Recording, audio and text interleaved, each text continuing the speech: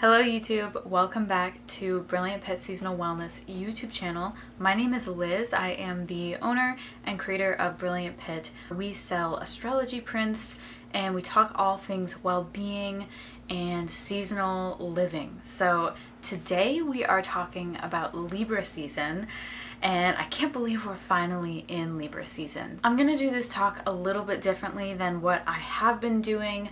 I feel like I'm at the point in my YouTube channel journey where if you are interested in learning about Libra symbolism and Libra and astrology, just general kind of evergreen topic of Libra, you can definitely go back onto the videos that I've previously uploaded where I talk all about Libra symbolism, what Libra season really brings. But this video is going to be a general tarot reading for the collective for Libra season. I know last month I did every single sign. That takes a long time, and I definitely want to get this out before the equinox. So in this video, I'm going to definitely touch on Libra symbolism, and then I'm going to get into a tarot reading for Libra season. I am still dealing with a very small audience here on YouTube, so the reading could potentially be very accurate to you and what you need to hear right now. So let's talk all things Libra. Pumpkin spice coffee in check. So I'm sitting here on September 21st. We are right at the last day of summer. It is the last day of summer. I can't believe it. Time has flown by, and that is actually speaking to some of what Libra offers is change, right? When we are talking Libra, we are talking cardinal energy, air energy, and Venus. So when we combine all of those things, what does that mean? A cardinal sign means that we are at the beginning of a season and we are basically charging through with intensity, but it's not the intensity that you would maybe think of when it comes to, I don't know, like Scorpio intensity. That's a bit more of a fixed, present being intensity. It's not so much that the activation level is intense for Scorpio. Scorpio has a bit of a darker, a deeper energy, but when we're talking about Libra intensity, it's all about starting something new, and especially when it comes to communication, things that have to do with ideas, imagination, and all things activating our minds or stimulating our minds is what Libra is gonna charge through with. So we touched on cardinal, we touched on air. Now, when it comes to Venus, we have to understand that with this kind of starting something new, whether it's an idea, something that stimulates our mind, or it's something more conversive, we also have to consider that the rulership of this time is Venus, and Venus wants everything to be beautiful, clean, elegant, aesthetically pleasing, more subtle versus like loud, and also really enjoys things that are with people, friendships, siblings, everything that has to do with relating to another, bouncing things off of one another, and also finding mutual interest is a huge thing about Venus, and particularly Venus's rulership of Libra, specifically because it all relates back to this need and want to be quick and conversive and wanting to kind of bounce ideas off of. It's way more up in the air and in the head than most people would consider an earth sign. An earth sign is going to do things that are more tactical and maybe a little bit more shy, but yet shows their love through doing acts of service or giving gifts or things like that. You think of like earth elements, where Libra is going to be way more concerned with the mind and how you stimulate the mind and how your values align with one another and what you can really work with when it comes to connecting with others. All of these ideas and thoughts and things are Libra related, and this is the energy that is activated right now and is going to be activated for the next 28 days. Little commercial break here. So I wanted to tell you guys about the latest thing in the Etsy shop, which is the Happy Birthday Libra card. So beautiful little design with the rose that represents beauty, the mirror that represents reflection, as we've been talking about reflection and conversation with others, beauty, infinity and commitment. Just, of course, Sapphire ruling Libra, and of course the balance, the beautiful, aesthetically pleasing colors of the birds and the flowers. I just am obsessed with how these cards are coming out. So I really hope that you like Libra's card. You can see Venus is in the middle here too. And of course the star constellation is in each and every one of these cards as well. So if you are interested, it is $7 in the Etsy shop. I hand make these cards from my little studio here. So definitely just be aware that if you do order, shipping will take some time. So order sooner rather than later if you have a Libra that you want to wish them happy birthday. Okay, so back to Libra symbolism. Of course, you guys know that I touch on this little thing that I like to call seasonal wellness.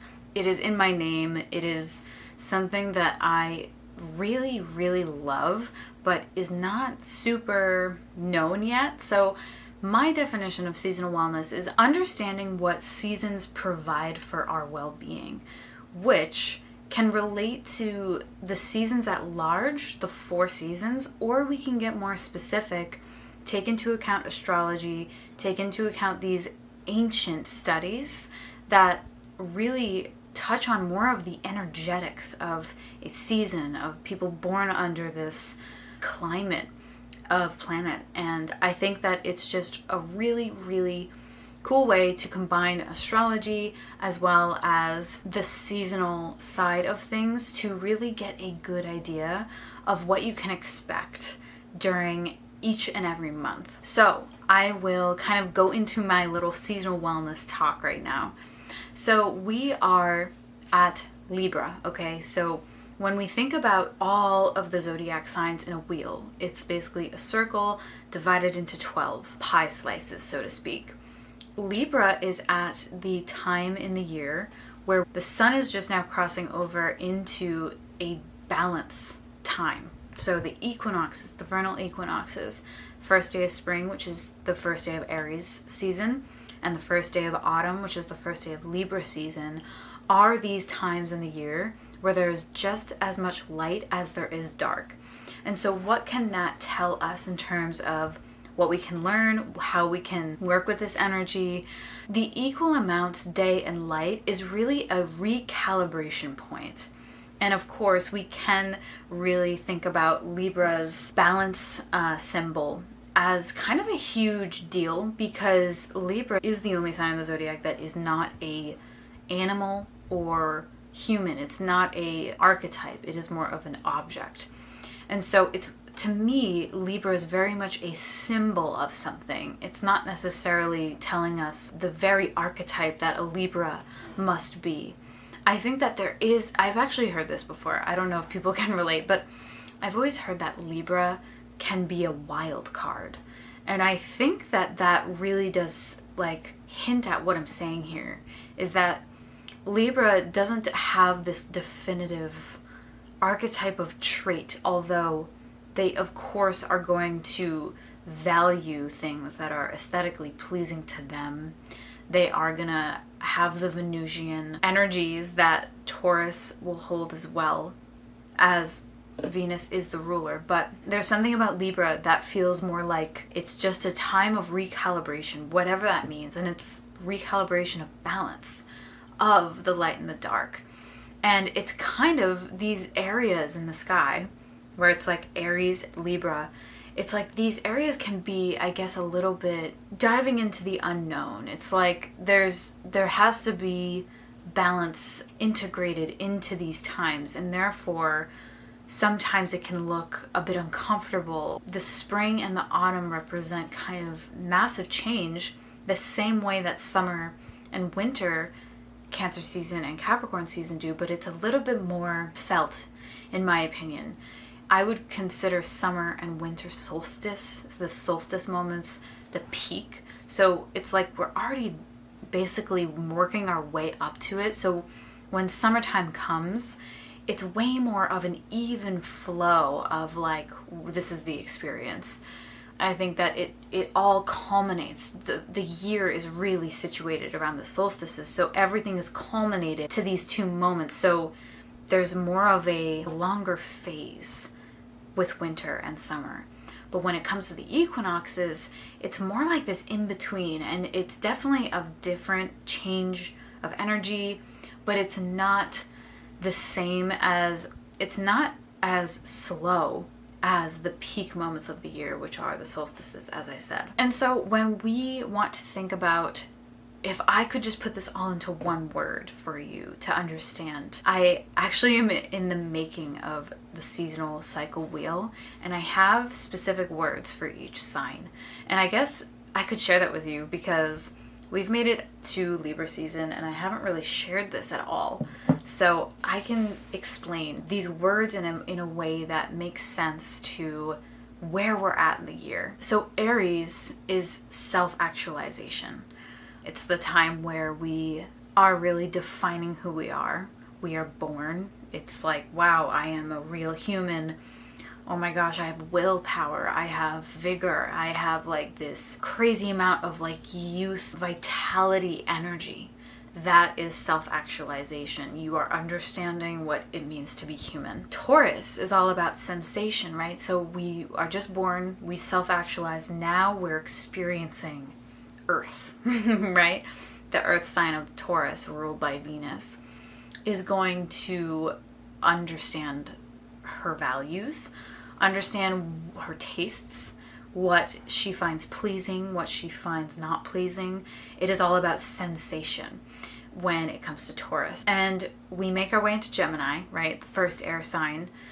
It's kind of like we've welcomed our bodies to the world and we can feel things, we understand textures, and now we want to understand the world.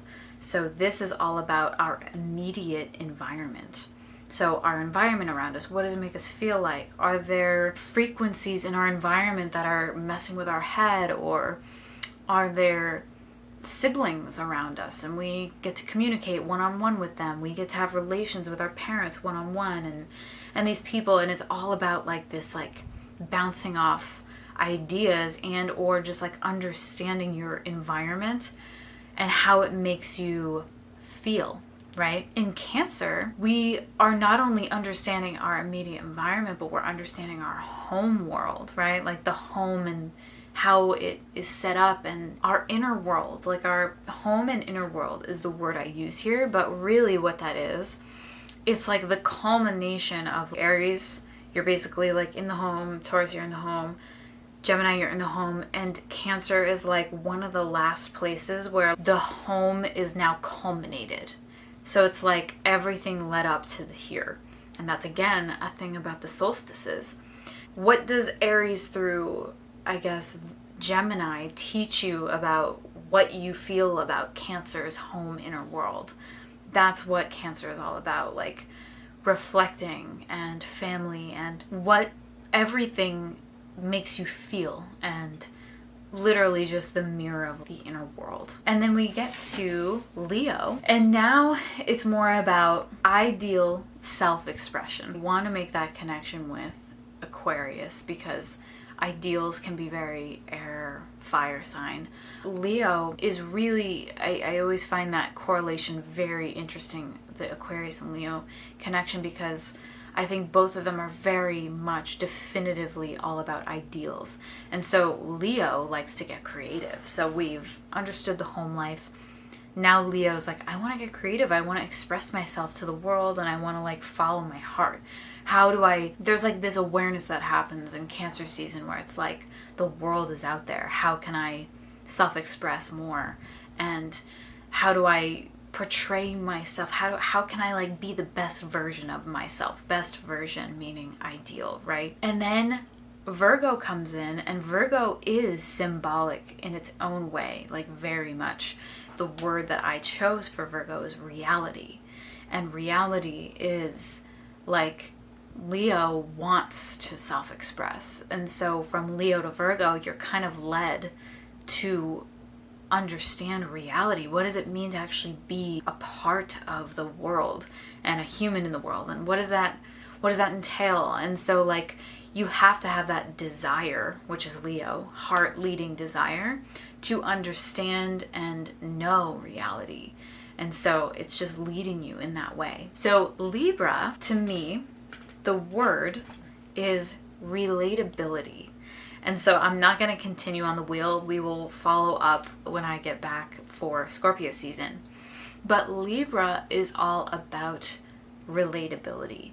And so just to tie up the symbolism, when we are thinking about how to go about Libra season in the best way possible, how can we live in our best life and really live seasonally and present with the season, find ways to relate to the things that you do already in a more Venusian way.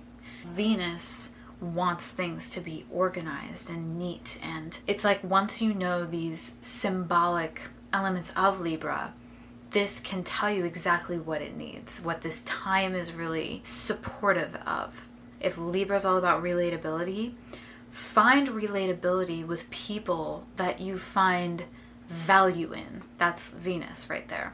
So whether that is investing in something, or if you are a part of a group that you do something that's very Venusian to you, like for instance, I'm thinking of like an herbalism workshop. That would be something that I highly value. I put a high value on that because that's something that I love, right? Love itself, very Venus. So then it's like find ways to relate better to those things. And then also when we consider that we're in a cardinal air sign time, air is very much wanting to converse amongst the mind and really stimulate the mind. So it's like, how can you relate to people, but maybe like talk more in person with them and really connect in person. As I've said, we are at the equinox. It's the same kind of bold symbolism as the solstices. Now the sun is going into the underworld. And I'm sure you've maybe heard me say this before, but the first half of the zodiac is all about self. It's all really about like your own experience in the world and how you want to develop to be. Virgo is really the first thing that has the awareness about the other side of the world, which is all about your outward representation, what you're known for, your legacy, how you relate to others and communities. Libra is the first sign that is going to touch on the world of the other, and that commitment, that little 8 thing in the card that I showed you, is all about like finding that relatability, that like that evergreen and never ending infinity symbol. I couldn't think of the word. That infinity symbol that is all about locking your connections and making those commitments. And again, relating to things of the world, not only the self. Okay, so if you've made it this far into the video, we are now going to do a little reading for Libra season, inner and outer world. I know I did that in the specific Virgo season reading, and I really, really enjoyed how those came out. I think it was definitely a good alternative to my idea of originally what these videos I wanted them to be, which was business tips and lifestyle tips. I think lifestyle would be more inner world, business tips would be more outer world, like our outer representation. So I'm probably gonna set the intention to do 3 cards for outer world, 3 cards for inner world, and I am just gonna shuffle live here. So these are the cards. We have the Page of Wands, 4 of Cups, and the Fool card. Okay, so what I would say this is really speaking about, I want to, I guess, work through this with you. So Page of Wands is all about getting really excited to start something and initiate something. The Page of Wands is kind of the young, like grasshopper, but is very motivated and wants to immerse itself into kind of the passions that are driving him. The 4 of Cups is kind of being bored or being offered something that you felt could be better, or you are just not immune. So I'm already seeing a kind of an interpretation there. And then lastly, the Fool is all about going into something and going into it with wonder. Not having fear. Fear is going to hold you back. But the Fool is really all about going into things and not having this idea of regret, or that that there could be any form of disappointment. It's more like, let's go into this and be as positive as we can, and let's just go in blindly. We have to learn as we go, right? So I'm seeing a connection with the Page of Wands and the Fool. And this outer world reading to me is really saying that you are maybe in a time of learning, and you're motivated to learn. You want to be the best at what you do or your craft, but there could be maybe some blockages, like some things coming in that feel a little bit like you deserve better than that, and you might not be getting what you think should be yours at this point.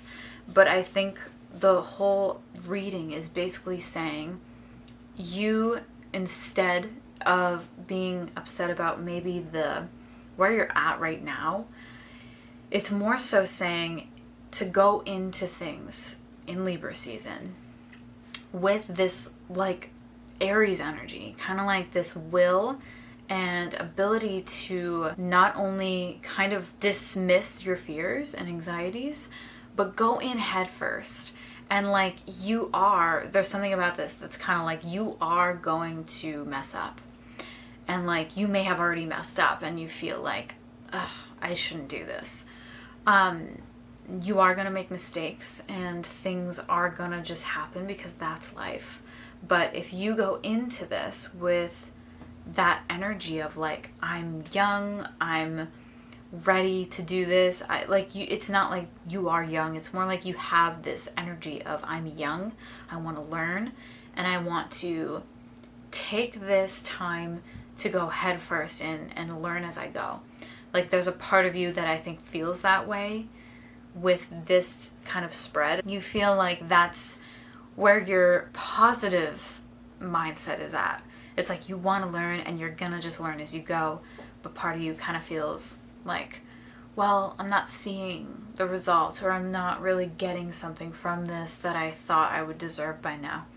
This is really just saying, keep going. So whatever this outer world thing is, you are encouraged to just go right in and learn as you go, and not get anxiety or feel low just because you think that you're not where you should be yet. This is saying that if you go head first, not worry about those things, you will succeed. Okay, so for your inner world reading for Libra season, you have the Star card, Two of Cups, and the King of Wands. This is like beautiful energy to me. So what I'm really feeling from this spread, it's kind of relating to this outer world motivation that you have with the Page of Wands. But it's like, you need to have hope for yourself, and you need to find that sanctuary, like the place where you feel the most comfortable, in order to make this successful thing happen, or this passion-driven thing happen. It's kind of like you have to reconnect with your sense of hope and your sense of like withstanding and healing, like withstanding the long road for healing. Finding that strength and finding that vitality to keep you going. And of course, commit to that. This is really all about, to me, it's like committing to your healing. Making it like, all I'm saying is like this. And it really reminds me of the aspect of the card that is like the infinity symbol. It's like, this is you making a commitment to yourself to find hope right now. It's like you need to find that sense of like, what's going to push you forward and what is going to help you to continue on, to keep going. Like, it's all about, you got to keep going. You have to keep going. And the King of Swords is here to just be like, that's the truth. Like, the truth is that you need to commit to the thing that is going to heal you, whatever that is, whether it's therapy, whether it's a mindset, health, it could be all sorts of things, whatever that means, that you intuitively know. It's like you intuitively know what you need to do in order to keep going in this capacity and to follow that passion and to be the Fool card that goes into it headfirst and learns everything because you mess up. But you can't be so down on yourself for messing up. The King of Swords can be a bit more cold and like the hard truth, right? So it could be that like this is harder for you than it's easy to really kind of accept and say, okay, I need to commit to this. But I think whenever I see the King of Swords upright, I say, that's the truth. Like, this is the truth. It might not be easy to hear. It may not be easy to do.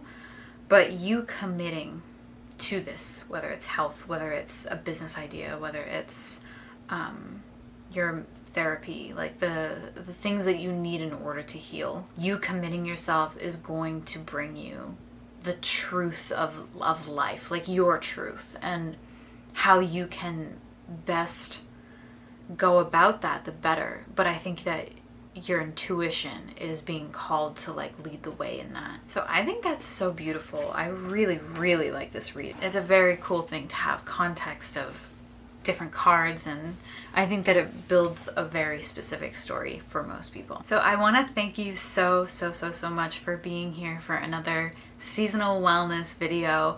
Libra season has always been a huge time of change for me, so I'm not surprised that I'm doing this video a little bit differently. But please leave me a comment if you enjoyed this kind of dynamic in the video.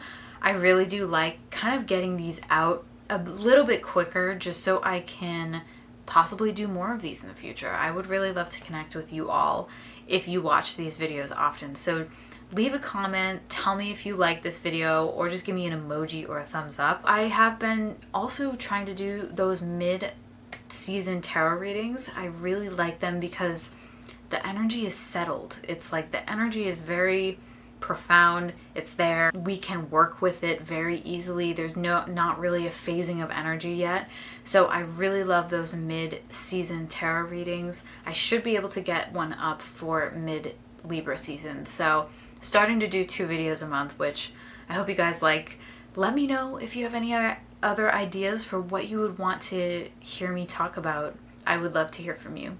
So thank you again for watching this video, and I will see you mid-month.